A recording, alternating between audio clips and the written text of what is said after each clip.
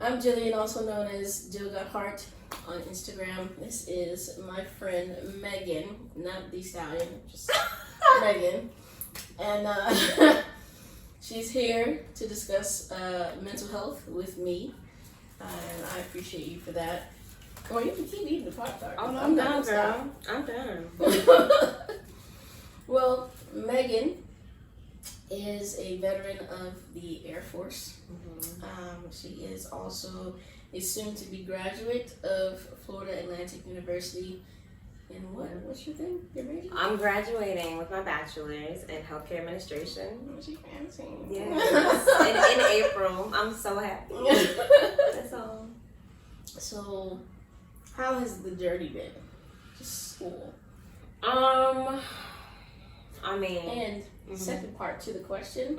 So, because you were in the Air Force first, right? At 18? Yeah, 19 I joined. 19. So, you started college at what age? Oh my gosh. You make me do math. When did I start college? Well, I did start college at 20 when I was in the Air Force. But I didn't start like in a university, like in class with other people until, dang, it was 2 years ago. How old was I 2 years ago? I'm so bad. I was 23. That's what it is. Okay. So at 23. Yeah. How was the college experience at that age? Because most people come in at 18 when they're ready to. I literally, for so long, was just in the mode of like, I'm going to take these classes as quick as I can and get them out of the way and get the degree, because that's how I was when I was in the military. Like everything was like, I don't know, like in a calendar in my schedule. Like it wasn't something that I thought about. It was like, okay, at 8 o'clock I'm gonna do my homework, and at this time I'm gonna get up to go to the gym, and then I'm gonna go to work, and then I'm gonna do this. And so when I came out here, I tried to apply the same thing, and at first I was so overwhelmed because there were a lot of things that were happening different out here that was way different from inside. And I say inside, it's so funny. Anytime that it sounds like prison. Me and my friends talk about that all the time, and a lot of my close friends we met in the military, so it's like we relate on that, and we're like, man, when we tell people, oh yeah, I just got out, they're like, the way that sounds, and I'm like, oh, you have to say you just got out the military, like you just got out the Air Force, like when you're talking to other people, because otherwise, what'd you do? There was a lot of, it definitely was not like prison. I watched all those documentaries. I know it wasn't like that at all. The Air Force is like the most unmilitary branch of the military. And I was in it, so I'm allowed to say that. Literally, at least for me, because I worked in the hospital, so working in the hospital is different than like if you're a maintainer or if you work at the wing with the commander. Like every single career, you're gonna have a completely different experience. So my experience is going to be way different than someone else's who did a completely different job. And I learned that because at first I didn't know. I was like in a bubble within the Air Force, and then I joined the Honor Guard while I was in the Air Force, which, do you know what that is? No. So the Honor Guard is basically, they bring together airmen and we do funeral services for veterans. And each base covers like a certain scope. So like we had Idaho and some of Oregon. And so if any veteran like passes away and they, in their will or something, said that they wanted, or their family requested they want like veterans funerals, we go out there, we carry their casket, we fold a flag for their family, we present it to their family. And sometimes we like do, don't make me remember what it's called. Bad memory. I don't know what it's called, but it's basically y'all. If people who are in the Air Force or who was Honor Guard, if y'all remember, I'm sorry. Something where we have the guns and we shoot them in the air, and then we play the bugle. It's so sad. The bugle. It's fake though. The one that we had was, some bases I know play the bugle, or sometimes they have like they pay extra for a real buglist to come. But our base had a little radio inside. But it was not like just like a thing. Like it wasn't like just our base did it. Like obviously someone did it before us. Like we wasn't trying to like Oh my goodness. But yeah, it was a little radio and it was battery operated. So literally, when it was your time, you hit the button, like because you're at attention. Please don't tell me you hold it as if you're playing it. I won't tell you that. So you fronted like it wasn't a radio inside, but there was. But you have to remember that in the military, you still have to go through the movements. Everything is still like, this is the way that it's done type of thing. Like even from like the way that we fold the flags for the families is like, there's a certain way to do it. I'm sure.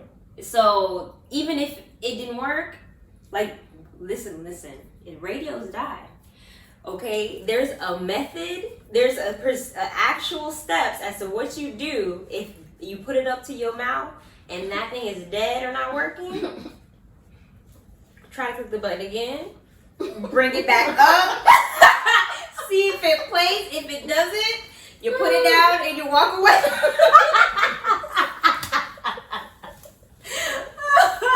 But anyways, to read back to what we were initially talking about, I literally met all the different types of people in the Air Force being in the Honor Guard because they pulled from all different careers.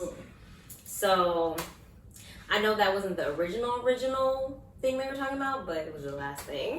Because obviously you can see I go on a tangent. That's okay. So how would you describe your experience in the Air Force?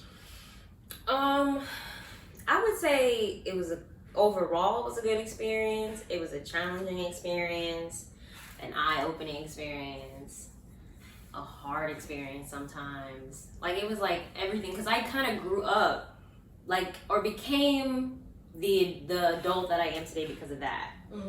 And because of my family and all that. But like right now, a lot of the positive things that I have, I feel like are because I joined the Air Force and I met people that kind of helped shape who I am. If that makes sense. Yeah. Because I was 19 and all I knew, I was very sheltered. Yeah, I can relate. I was very sheltered, and it was purposefully so. My dad didn't want us to have friends outside the family, not even my mom. Oh wow. Like, so it was just like the us. immediate. Yeah. So when I moved here when I was like 17. So moving to Florida really was like. And where were you before? Georgia. So I was born and raised in Georgia. North Georgia. So we moved a lot. What's the name of the city? Okay, let me see. You don't remember? No, because I'm trying to see like where's the longest place that I live, because that's like what I would claim. Because I was born in Atlanta. Me and all my siblings were born in Atlanta. But I think the longest place I lived was Canton. Canton, Georgia. It's in Cherokee County. But in Cherokee County, I lived in Canton and Woodstock and Ball Ground. Like there was a whole bunch of. I moved a lot. You sound very country. Were the roads paved? Some of those cities, no. Some of those cities, yes. I grew up, no, for sure. I didn't grow up in the city, for sure. I definitely didn't grow up in the city. So sheltered in the country. Sheltered in the country, or sometimes in the suburbs. Sometimes. You can tell. I normally was, a lot of the time growing up, the only black person in my class. Sometimes. So you were in advanced classes, honors classes? Not to say that black people aren't in those classes. That's terrible. Oh no. But I was. But I think that I started getting in advanced classes like in high school. Yeah, I was in like AP and honors and stuff like that. I love school. Honestly, like when I was growing up, and I think that I put myself so much into school when I was younger because I didn't like at home. So I was always doing something. Like in high school, not only did I like enjoy school and were to the point like if I got C's, I'd be upset. Like I had to stop that when I got to college because C's get degrees. But in high school, it used to upset me. But I literally was in choir. I was in show choir. Both of them. I was in theater. I was running track, And then at one of my middle schools, I was in cheerleading, and then I did cheerleading in high school. I was doing everything. I really was. I was like, I'm gonna be at school. Stay away from the house. No, yeah, no, but I feel like also I move so much too. Mm-hmm. I've just always been so talkative. Like, I was that kid, and like, I would get the little notes home in elementary school. Megan talks a lot in class. Like as if that's a bad thing. That's my same thing. That's the only thing my teachers ever said. She's great with her work. She does the work. She gets great grades. She gets along with everyone. But sometimes She talk a little. It's not my fault. People want to talk to me. Thank Like, you. am I supposed to ignore them? Thank you. I'm polite. I'm not gonna ignore people. As an adult, I'm not as polite, but Like when I was a kid, everybody was my friend. Now, Yeah. but as a kid, no, for sure. No, that was definitely me. I think the only time that I really got in trouble where I really did something bad, but I didn't realize it was bad. I told you I was sheltered. They didn't tell me nothing. I literally was in I don't know, what grade was I in? Maybe second grade. And I had a friend who just got jewelry or something, and she put it on her ring finger, which I didn't know what finger was which at the time. And she was showing it off, and I was like, oh, why didn't you put it on this finger? And I put my middle finger up. Mm-hmm. I thought it was a cute finger to have the ring on, clearly. And everybody, ooh, girl, I went to the principal's office crying.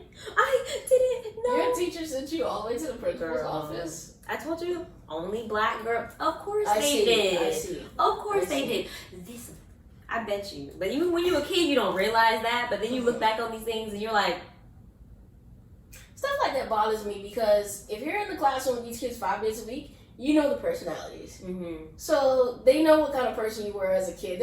I'm sure there was no reason to actually send you down to the Girl. You know, And the thing is, I move so much though. These teachers would see me one year and then sometimes I would leave in the middle of the year.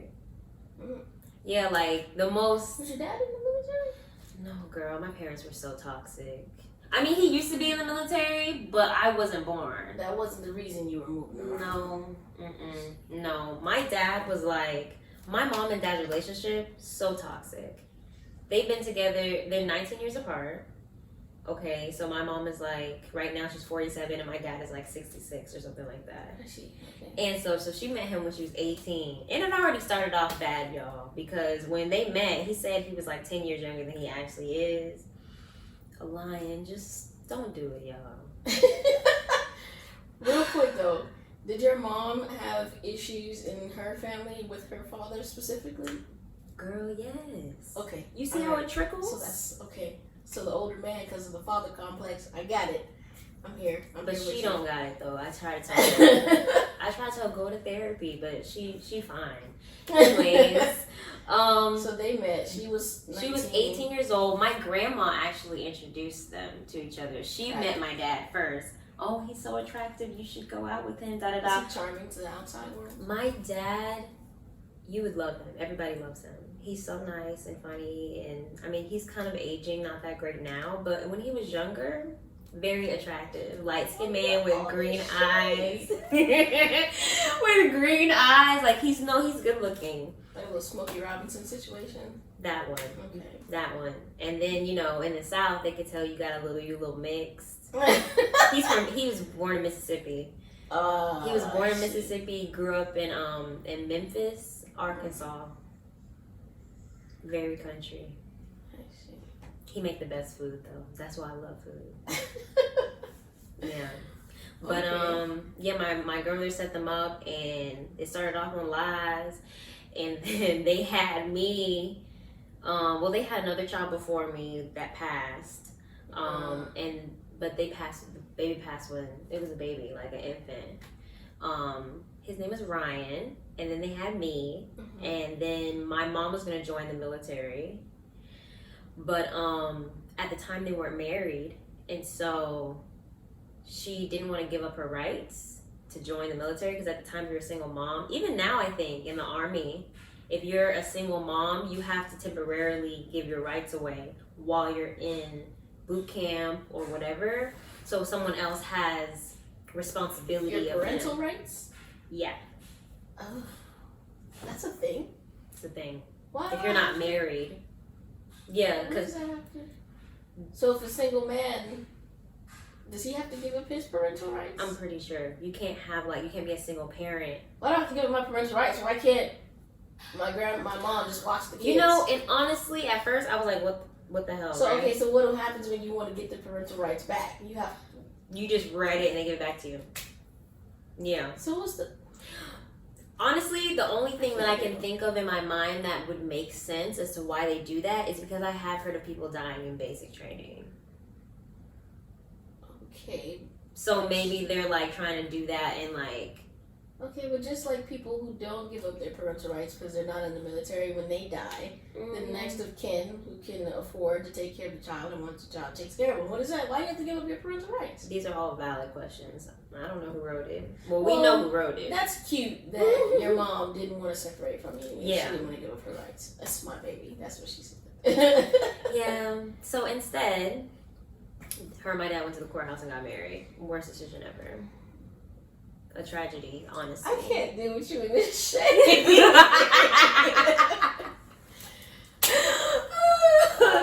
So they got married when I was like 1, and then my mom went in the army at the time, but she hated it. She hated it. Wrote my dad, was telling him to try to help her get out, so she could come back home. And my dad took it and ran. He didn't take it as a joke. And he took me to the doctor and had the doctor write a note saying that I was so sick and couldn't stop like vomiting or being sick because of separation anxiety from my mom. And so the doctor wrote a note. And my mom gets, like, literally, I guess she says the story, like, the moment that she started actually liking it is when she got a letter saying, well, you're on your way home because your daughter can't be without you. Did you say your mom was a Gemini as well? She is. Okay, that makes sense. But she did all that to get out, and then they told her to get out, but by that time she liked it. Yeah. Switching up, it never fails. I have no response because that's what happened. And then she was married to him, and so, Yeah. That's your question. Yes. So, you said that your dad was controlling of the entire family. Yes. And only wanted you guys to stick around. Mm-hmm. He wasn't in the military. Not when we were born. So that wasn't the reason you were moving around. Mm-mm. So, what? Like, if your mom wasn't taking you guys and leaving your dad, and he kept finding you or something like crazy like that, and you're moving around. So my thing is, in my head, I see you all moving together, mom, dad, and the kids. So no. I think that you are so intuitive because literally the part where you were like something crazy like that, that's exactly what happened. Actually. So she did leave him multiple times, y'all. It was either, what was a mixture, okay? Because there were times where, a lot of the times, it was all of us. Majority of the time, it was all of us. But there were other times where it wasn't all of us. I see. Yeah. My dad was super abusive. Like, in that... Kids and the mom, or just... Really, like, mainly my mom was, like, his main target. But to me, too, because, obviously, I have a feisty personality. And I talk a lot. Like, and I was such a smart ass when I was a kid. I loved telling him when he was wrong. I loved pointing out things. Like, I liked antagonizing him because I felt like he was so just... Did you give him that same shoulder that's moving now when you were younger? Probably worse. Probably with more sauce? Probably worse because, listen, and I told you I was in theater and stuff. I was so dramatic, guys. So dramatic. Like, no, yeah, I couldn't. I guess it's bad to say, but no, we hated each other. We really did. Like, I couldn't stand it. You think he hated you or he just felt disrespected? No, because, I mean, I've had some pretty... My dad is sick, so as a kid, I did feel like it was hate, right? Because it was a lot of, like, me being the target. Because my mom and dad had 5 children together. I'm the oldest. And I am the only dark-skinned child that they have. All of them are light skinned. All of them look like my dad, except me. I look like my mother. Literally, we're twins. And that's cute. yeah, and yeah, he kind of always. I don't know what happened because I like when I was younger in their relationship, because you know there's a lot of times where first I was too young, and then there's a lot of spaces that I don't remember as a kid, which sometimes I'm like, It might be for the best. No, for sure, for sure. But no, I definitely feel like it was a lot of pointed anger towards me specifically. But he's sick, and I see that as an adult now, where I can feel like bad for him or sorry for him, because he has a lot of mental health things that are going on with him that we would never even be able to help him address, because we don't know his past. He never was open to us about like how he grew up or anything like that. It would always just be like little stories, like, or little funny things or whatever, but we didn't really know. Like, my mom thought his mom was dead for a good portion of the beginning of my life. And then one day they drove to Arkansas, and someone who looks just like my dad, my grandmother, walks out and greets them. And this is someone that they were married for years, and this is someone that she thought was dead. So there was a lot of, you know, weird stuff. So you stuff. didn't have like an introductory conversation with your mom to say she's alive and we're going to see her? He didn't have an introductory conversation when he told her he was 22 and he was 32.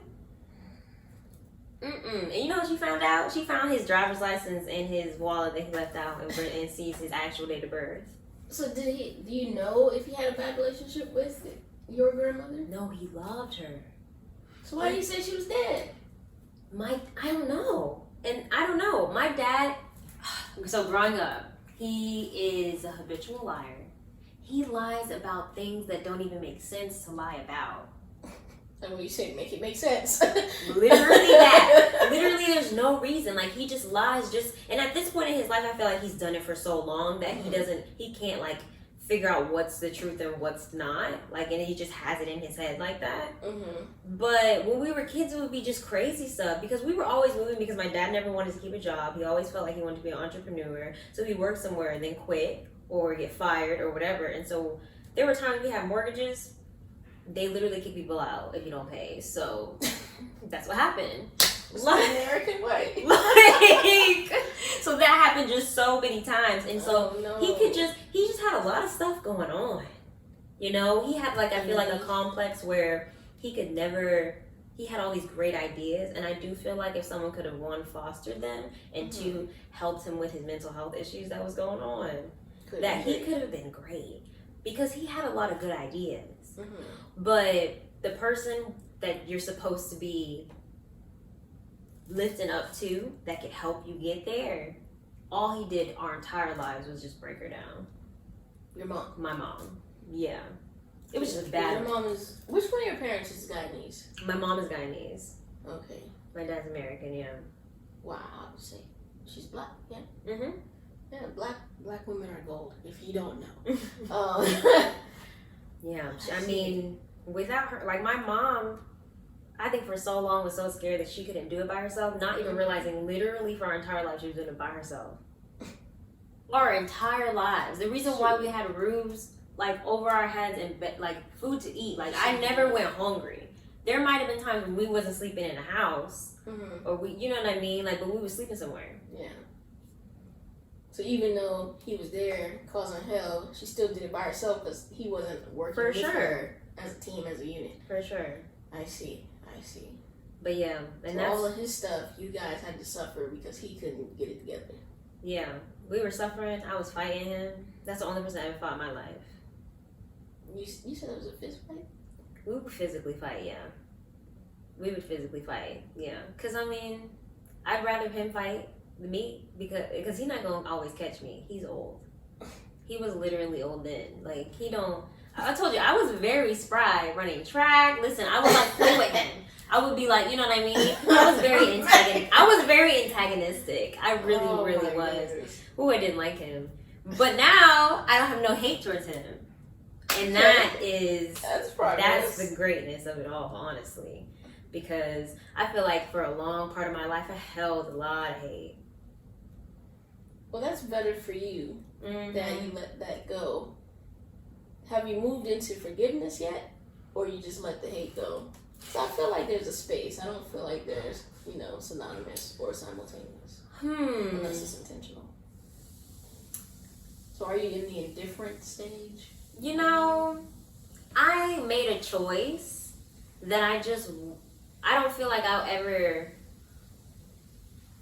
get the answers that I need or deserve, or get the apology, or get the acknowledgement of it even happening that I deserve. Have you ever had to try to have the conversation calmly without antagonizing him?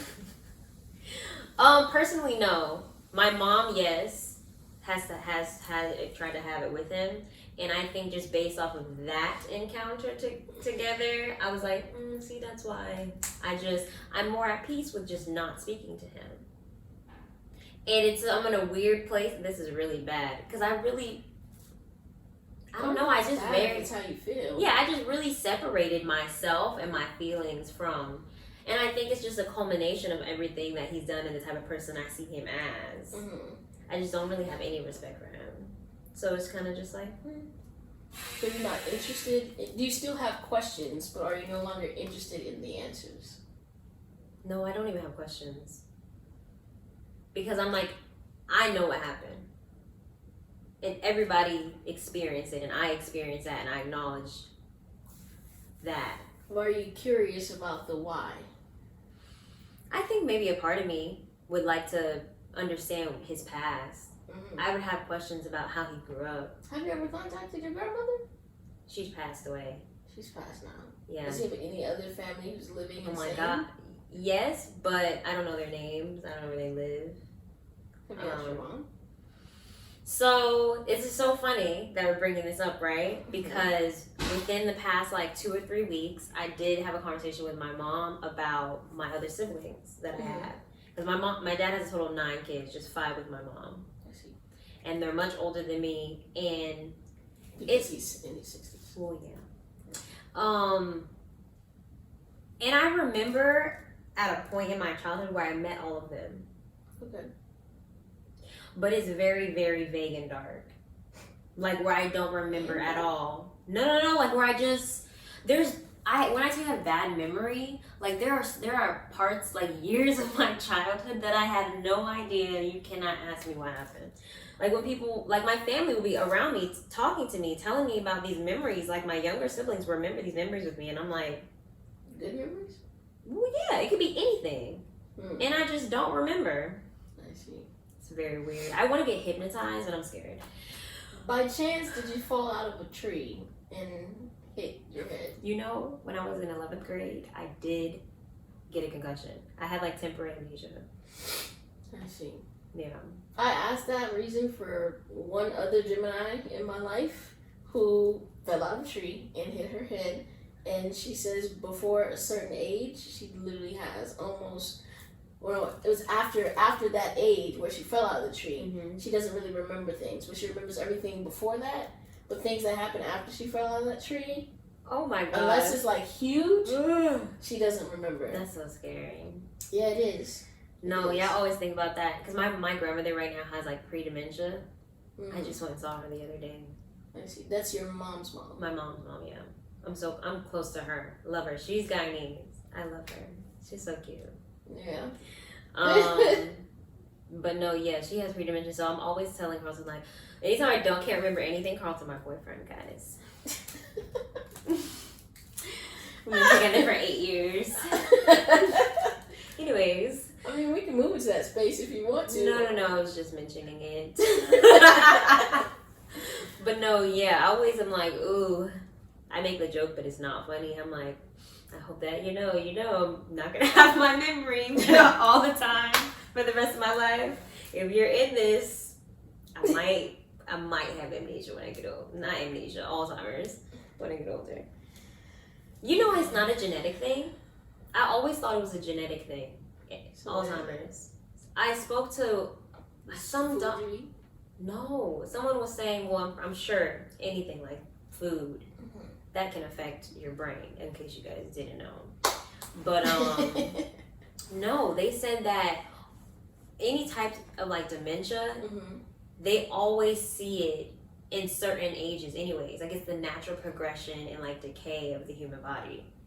But some people advance faster than others, and I think that is like the genetic part or the diet part, or whatever Personal lifestyle. different things that affect that. But that we all have some type of like, what's the word?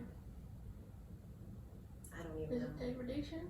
Oh my Or god. decomposition? Literally, that word was literally right there, and then she said Degradation? it. She literally said it. That's funny. But anyways, yeah. I have a really bad memory. Oh well.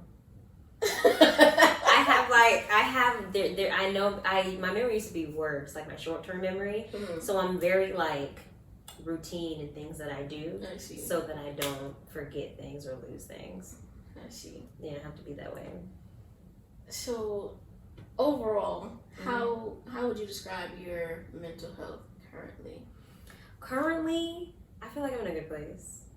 I feel like I'm in like a proud place for myself, because 2 years ago when I moved back to Florida, I was in like a heightened state of anxiety and like a lot of like, I had this perfect complex where everything that I needed to do needed to be perfect, and I could do it all, like the superwoman complex going on. Yeah. Because when I was in the military, I felt like I was doing it all. I was in the military and I was making my own money and I had my own place and I was getting my degree and I was saving money and I was traveling whenever I wanted to. I had gained so much independence. Yeah. And then I transitioned out of here where I prepared for it, of course, like financially and everything, and we made a plan. But coming down here, I think a big part of it was because it was a lot more fast paced, because I lived in Idaho for 4 years. Right. It is not fast paced at all. Doesn't sound like it. It is very chill, and I loved it. But I think it's because I grew up in the country. So it was just like this was. So you're used to.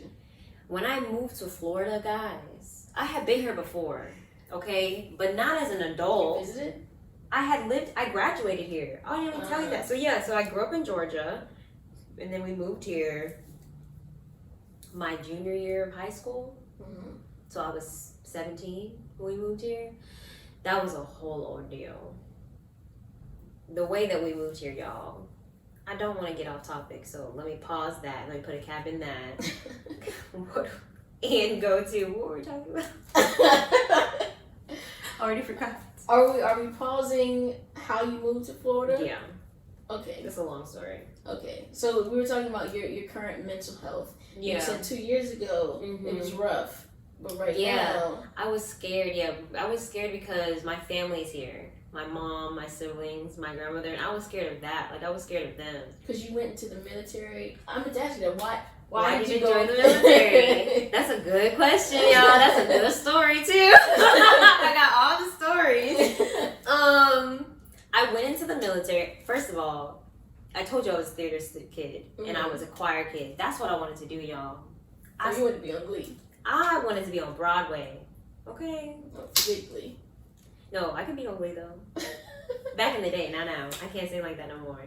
But that's what I wanted to do. But when I was trying to go to college, I told you my parents, my dad was really controlling.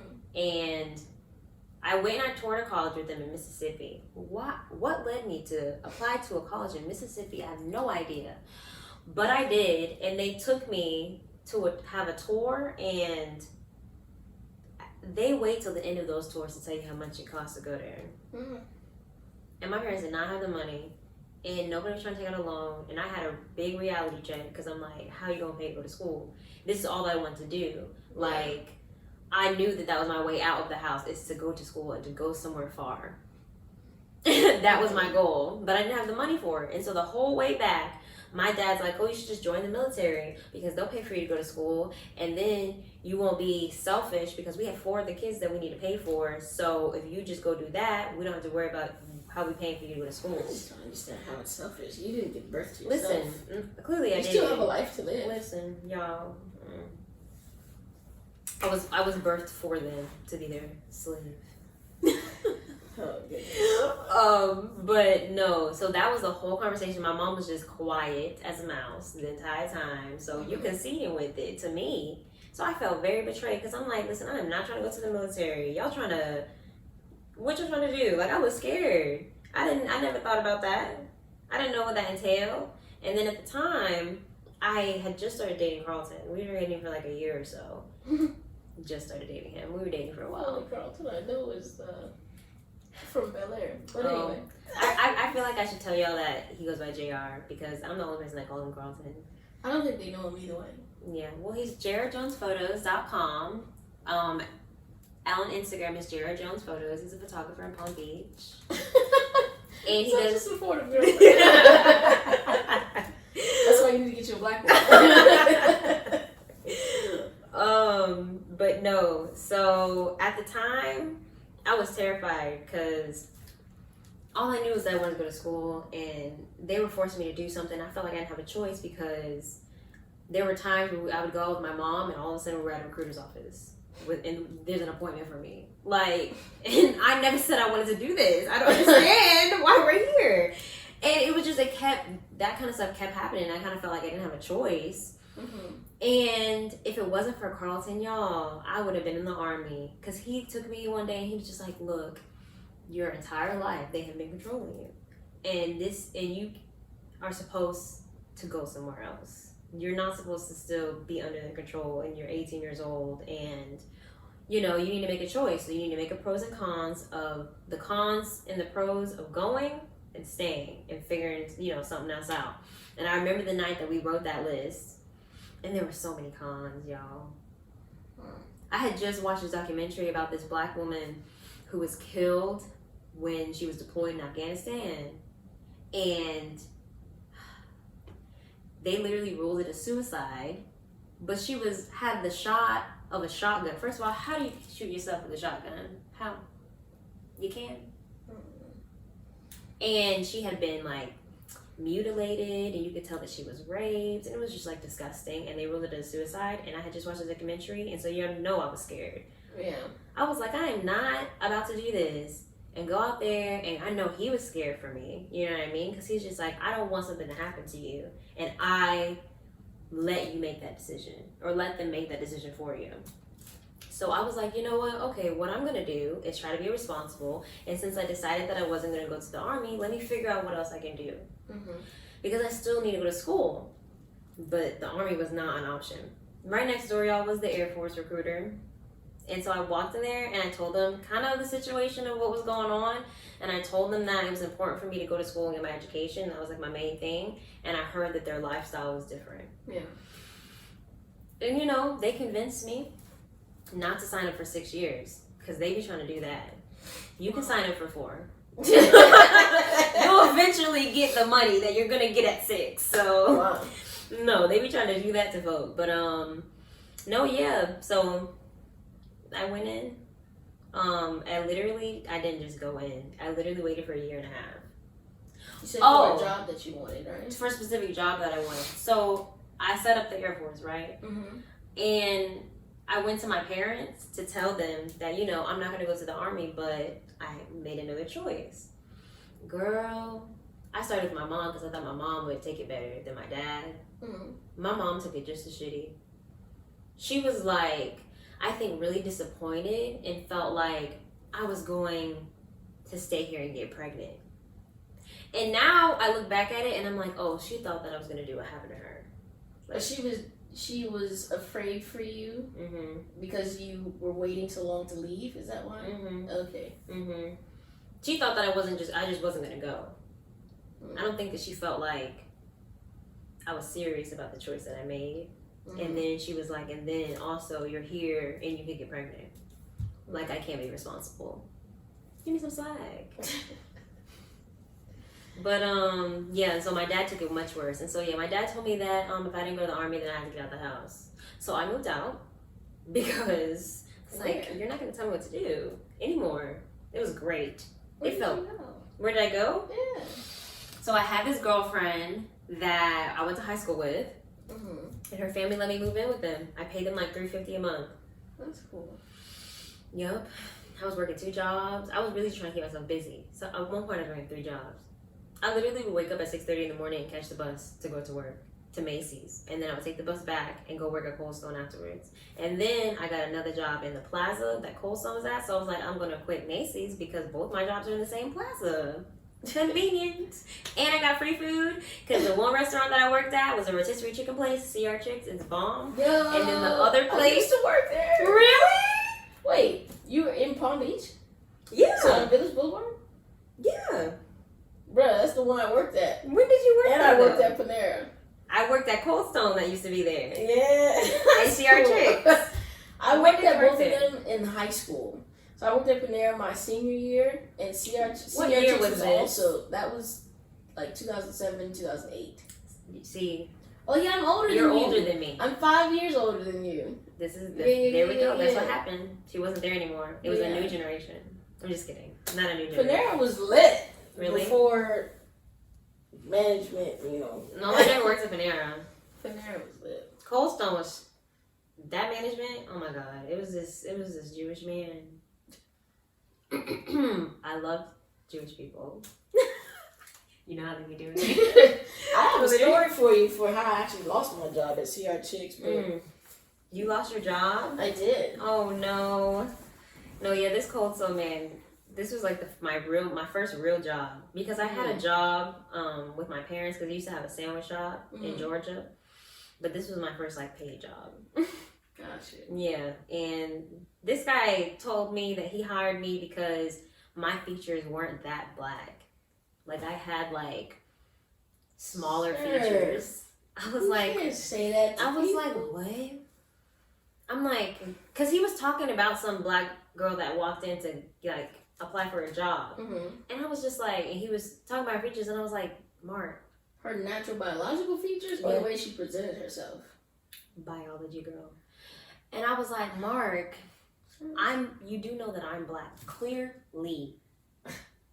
In my head, I said the clearly part, not out loud. And that's what he told me. And I was just like, weird. Shit, so I'm sure that sounds a lot like racism. And it's strongly frowned upon. By some, not all. Listen, the way this year is going, I know y'all think a lot less people are frowning. I just hope They not in racism high. goes back to normal, you know. Racism goes back to normal. She was a normal racism, guys. Yeah, man. It was Woo-wee. out of control in 2020. Woo-wee, it was. But you know what? I like that those people that were in hiding are no longer like you can't go back to normal. Yeah, you because can't go now back we now. see you. You can't go back. We literally see you working at Publix. I see you. So many people got exposed. So many. It's crazy. It's a crazy time. You know what though? I just feel like it's history repeating itself. And it's going to keep repeating itself until one of the generations literally takes a stand and does what needs to be done. That's all I'm saying. It's going to keep repeating itself. Yeah, I think it's going to take a lot of blood, though. For sure. Nothing has ever changed in America without civil war. Nothing. Peaceful is not a thing for Americans. So I don't understand why y'all keep thinking that it is. We're not going to get what we want if I just keep asking. Now, I do believe in policy making and stuff like that because sometimes you got to play by the rules in order to get our the thing. people into But policy makers. Yeah, I'm gonna need y'all to either ask somebody. YouTube is a hell of a thing. You can learn anything on YouTube. I mean, number one, we need to, like black people, we need to, more of us, to become policymakers so that when we vote, like, in Congress, like, when we vote in Congress, like the senators and whatnot, they actually have, like, a say, and it's not just, like, 2 black people in the whole Senate. There's not enough like representation at all. Right. And that's purposeful. And we have to know that that's purposeful. And partially because we don't vote as much as we should when those people aren't being elected to those seats. But then also, okay, you see how much publicity there is during the election year. Why y'all don't push us so hard every time there's an election? There's a reason for that. All these text messages and calls are really, really annoying, but there has to be an effective and efficient way for you to get the word out there when there's all different kinds of elections going on all throughout the year. Every year. For sure. nobody knows, and people get so consumed up in their lives and their jobs, and they struggling, and they trying to, they not thinking about, dang, I wouldn't struggle as much, or maybe I could get some better food at this grocery store, or maybe I can get a community center for my kids to be at, so I don't gotta watch them, or I don't, I can work a couple more hours with people watching them, like that kind of stuff. That's important in our neighborhoods. Y'all need to let these. Your city commissioners and all of your mayors and things like that we don't vote for. No. Except for Atlanta. I feel like Atlanta is a great city from what I see on the outside. It's gotten so much better. It's a little crowded, but it's crowded for sure. It's for sure crowded, but Black people doing their thing there. The fact that Jay Morrison, who's a real estate guy, but also like an ex-convict, ex-3-time felon, and T.I. can be the representative, literally the mouthpiece of the city. I saw the video with that guy from Umi who was like being hella racist, but T.I. and Jay Morrison went to talk to this guy and literally bridged the gap between him and all of Black Atlanta, which is just Atlanta. And the fact that rappers can represent the way city commissioners and mayors should, I really want to applaud Black people this year though. Like we really we got props this year for real. We did much better this year. Listen, because y'all, I feel like somebody started to get it. Like you need to market in the way that we will see it. Not all of us got cable, first of all. I don't see them commercials. Yeah, I don't have it. They were up on Instagram. They had every single celebrity. They were over there thirst trap and vote to vote. To vote, guys. I did. I shared a lot. Listen, there were some strippers shaking their asses, talking about vote. I was here for it. I was all the way here for it. I was like, and this is how we now tell them when to vote for everything else. Just like that. Just like that. That's all. Because you got to get people interested too. How does it affect you? How does it affect them? Because it's going to affect us differently. I also feel like that's part of the downfall, like a negative side of Black people too. Like for us to get important messages, we have to be entertained on a larger scale. But don't you feel like that's a culture thing? That's our culture. We're creative. We're not boring. That's true. I feel like we don't always have to be in a space where we have to confine ourselves into the spaces that were already made for us. I want us to create our own spaces more. Yeah. Because that's what's important. Because that's the only way that we're going to be able to get the people that look like us and that speak like us and that are from these different areas but represent us. We're gonna understand it. They're gonna be people that can speak. Yeah. Like we do. We're gonna start listening. Listen, I don't feel like we gotta change it up. Yeah. Honestly, I'm not wishing anything on Biden, but I wouldn't be mad if he passed away. Because he is our oldest president. Did you guys know? That means that America will have its first female and Black female president. How did you react on election day? Well, it wasn't election day. The day that we found out who our president-elect is, yeah. I was happy. Yeah. I wasn't happy necessarily about voting for them. Yeah. Because, but they were better than Trump, right? And Pence. But when they actually won, I didn't care about Biden's part of it at all. Because to me, it's just another old white guy who's not going to care about me or my people. Like, that's normal. It is what it is. There's nothing celebratory about that. But Kamala, I just feel like, even though people are saying that she locked up a bunch of Black men and whatnot, I just feel like she's still representing. and so I was so happy, to be honest. I absolutely agree. When I tell you, I was so hyped. I don't drink, but I wanted to just celebrate God. I didn't drink though. I'm just saying. I wanted to. Because I just wanted to celebrate. I was dancing. You know the first song that I played? What she played? That song with Nipsey Hussle. FDT. NYG. Yeah. I played the same song. I feel like it was a trend that day. Yeah, probably. Yeah. I saw it a lot on social media. When we voted, before the results came out, I was resisting playing that song. But the day that we actually found out that Biden I played it very loudly. I blasted it. I opened with my windows down. I opened all the doors and I yelled, "We won!" I promise you, I did that. I promise you, and I was so excited. And it was because we won, right? And then 2, because of Kamala, because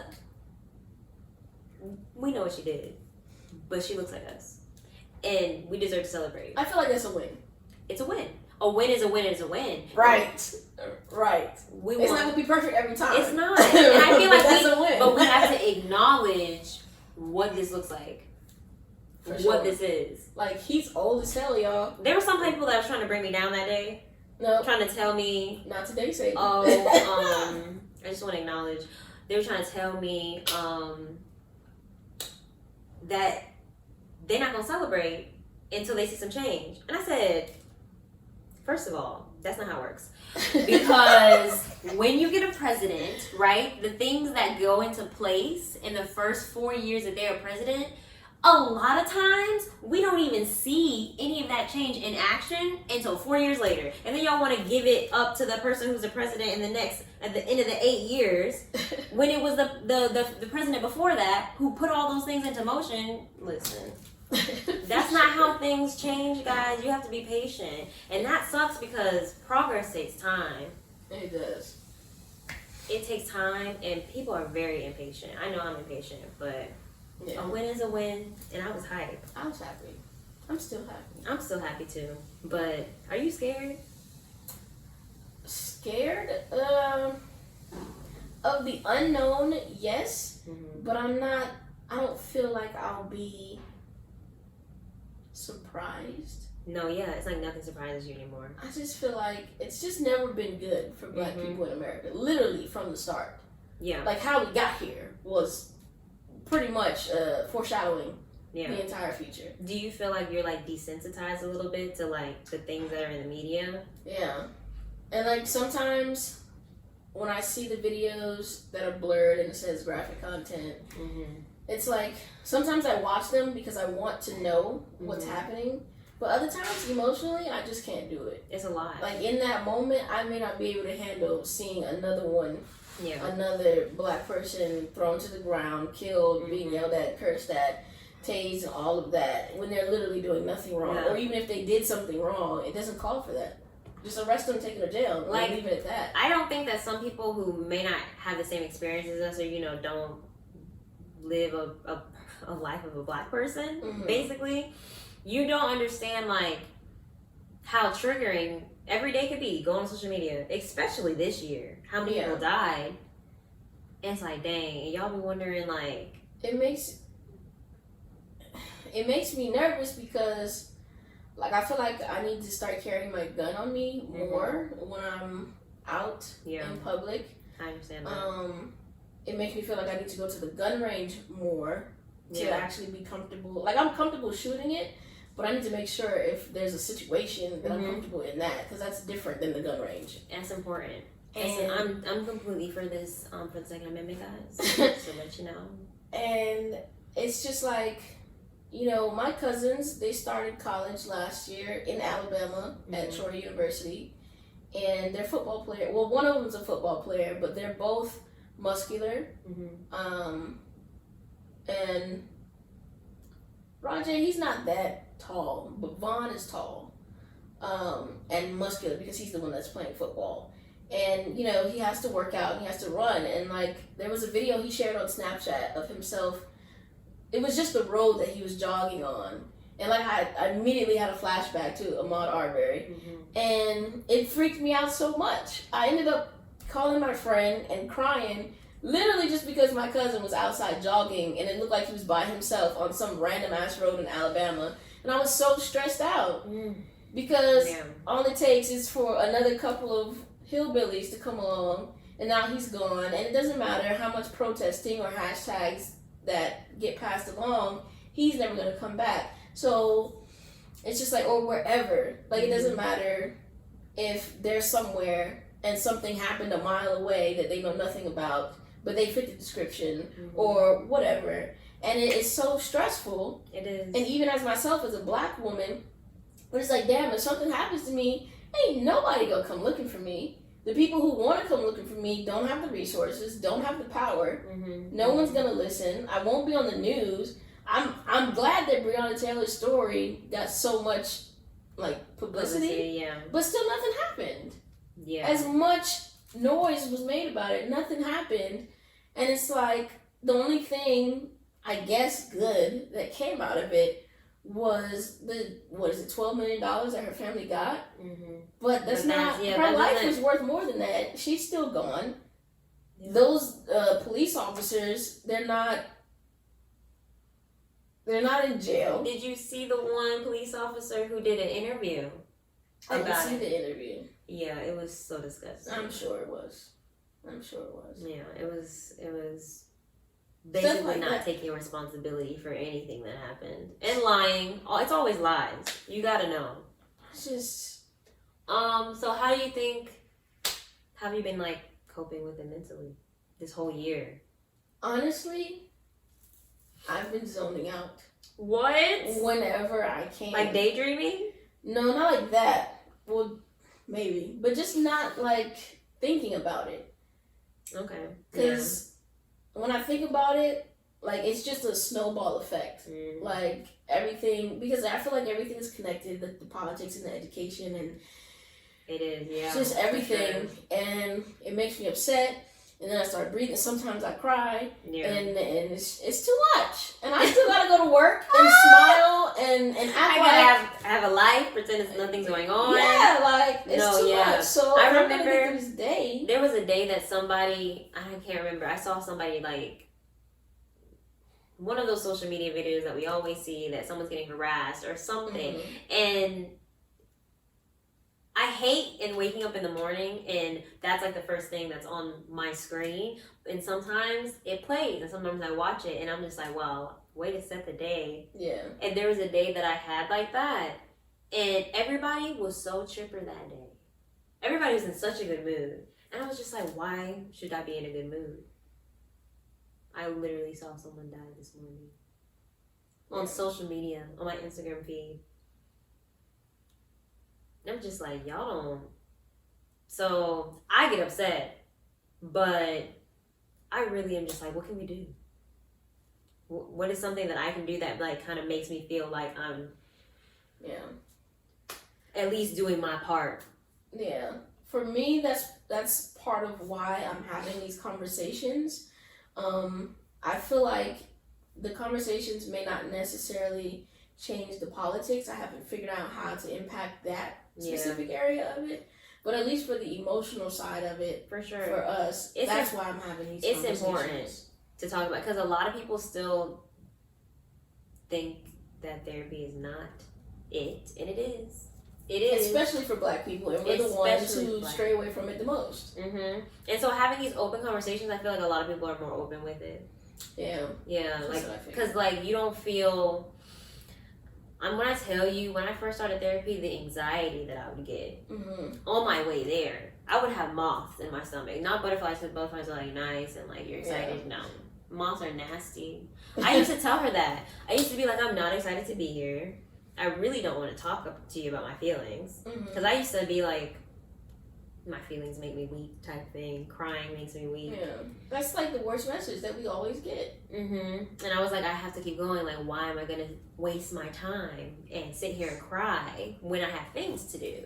But I'm not like that anymore. I don't understand why we don't get that literally the human spirit, not Black people or white people, whatever, but the human spirit is not meant to just hold all of these emotions in. Like, I know. Spiritually, speaking about the abstract, that shit is heavy. Yes.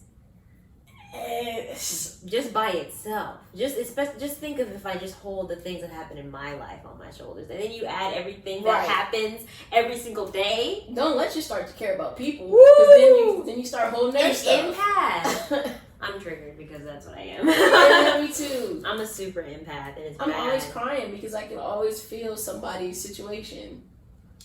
I don't cry as much. I know, I'm still practicing. But I do feel it. Oh my gosh, the anxiety that I have. Yeah. That is something new. I think as I get older, I get like more anxious about things, like especially new situations. Like I was driving somewhere the other day that I had never been, and I don't drive at night because I cannot see it. And don't let it rain because I'm gonna have to pull over. But I can drive during the day, fine. But at night, so I'm driving there, and they were doing some type of construction on the road where they had up these cement, not just like little barriers, but they had like cement walls. And all of a sudden, I felt like I was like claustrophobic, and I'm not claustrophobic, and my heart starts racing, and I'm like driving 60 miles per hour on the turnpike. Nobody drives 60 miles per hour on the turnpike. They drive like 80, 90. So I know these people were so mad at me, but I was like freaking out. I had to call my boyfriend and be like, listen, I was breathing and I'm calmer now, but I need you to stay on the phone with me. I feel like situations like that about external stuff that doesn't really matter that much it's still an expression. Even if you don't want to go to therapy and express it, it's still an expression of how you're feeling. And I feel like a lot of times Black people just don't make that connection. Yes. Like making the connection is what's important. Like that's like the first step in therapy. She's like, first of all, you need to realize that you are triggered and know what that means. And what are you feeling? Janae Aiko. Right. You need to know what you feel. She gave me like a whole sheet of like feeling words. So that when I would speak to her, I could express myself. Because I had trouble expressing what it is that I was even feeling. There's that. So that could be a thing. I feel like expression is a muscle. It takes practice, for sure. You don't exercise it. Especially if you grew up in a household that's like not affectionate or not expressive, you guys don't talk about your feelings. That is like a lifelong, you're gonna have to start practicing talking about your feelings. Yeah. Get uncomfortable. It's not only bad for you as an individual because you can't let go of the things you need to let go of, but as you grow and you start to add people to your life, like a spouse, I feel like it makes you partially, if not completely, emotionally unavailable. And when you have children, now you're passing down to them the same inability to express. So, I mean, that affects your parent-child relationship because when you want to know what's going on with your child, you haven't taught them to express to you what's going on. So there's that. But then you're raising more adults that can't express. You know how y'all want generational wealth so bad, right? Like white people have. Imagine healthy mental health. How was the word? Generationally. Generational healthy mental health. We would be unstoppable. If we could literally control the way that, we think, the way we speak, the way that we teach our children. Yeah. Two things about that. First of all, Nipsey Hussle has said in many interviews that I've watched that Black people need to learn how to change what they do, how they respond when they feel disrespected. That's like the downfall of our entire community. Because you feel disrespected, now you feel like somebody's playing you, they trying you. Attacking and you. if this happens in front of somebody else, now you really got to show it. I just had this conversation yesterday. Yeah, and it's like, all it takes is a conversation. Hey, I didn't like that. Literally. And then the response from the other person, I've tried to tell people, I didn't like what you did. It made me feel X, and Y, they feel attacked? Yeah. Oh, well, fuck you, and all this, and you a B, and all my this. Feelings the way that I feel? What the heck does that have to do with you? I feel like if I tell you how I feel, that something you did made me feel a way, and you disagree, just say, you don't even have to say I'm sorry. You can just say that wasn't my intention. Acknowledge it first off. And stop taking things personal. Just because I felt a certain way. Everything's not about you. I have to learn it for myself. Because I can be very self-centered. And my boyfriend's very straightforward. Yeah. He is so blunt. And sometimes, a lot of times, women take what someone said, like, this is what you said, this is how what you said made me feel. Not, this is what you said. Right. So it takes practice. I said this, and you're telling me I said that. And now I have two problems instead of the one original problem. Because number one, you still haven't heard what I actually said. Mm-hmm. Number two, now you're treating me as if I actually said that. So now we have to deal with that. And that still takes accountability. Yeah. In a relationship, while you're over here pointing fingers about you're not doing this and you're not doing that and vice versa over and over again, all right, how about you sit down and take a seat back and be like, okay, how am I contributing or not contributing to this too? Because it's a two-way street. Mm-hmm. Am I taking this the wrong way? From the unhealthy place Yeah. to the healthy place that you're in now, Yeah. what did you do? Was it therapy, like you said? Mm-hmm. Was it yoga, meditation, praying? Mm-hmm. Like, what did you do? Honestly, it's a culmination of all of that. You have to figure out what works for you. And for me, my first thing, like 6 months I moved here, I started therapy. Because I knew that there was a lot of things that I didn't deal with myself and I needed help. And that was my main thing. I needed help. That's good. So that I could be the person that I know that I can be, you know? And take away all the negative things that I do that are habits, or the way that I speak to myself, the way that I react to other people, so that I can be my best me. So therapy definitely helped me. It was uncomfortable, but eventually you literally look at them like, okay, let me call them and make an appointment so that I can ask them what they think. Like, it gets to that point. And then the relationships that I have, like my friends, I don't have my friends that necessarily live here, but we talk every day. Yeah. Relationships with people, being able to talk to people that don't judge you, that tell you the truth, that sometimes can be blunt. That was just really important. You have to have good people around you. And then just, I definitely took up meditation. Breathing. You know how when people like do yoga or people tell you to like breathe, like the therapist would be like, oh, try some breathing techniques, and you're like, I'm breathing. Like, you know? Breathing actually, when actually done like the way that you're supposed to do it in yoga and stuff, that really helps my anxiety. Yeah. So breathe, talk to people that you love, and go to therapy. And also drink water, because staying hydrated is great. Yeah. And none of this stuff is a waste of time. It's an investment in yourself so you can function the best way that you want to be. All right? So, thank you. Thank you for this time. I appreciate my talkative self. We went on so many This tangents. is dope. I love it. This is a No, I enjoyed it. I love it.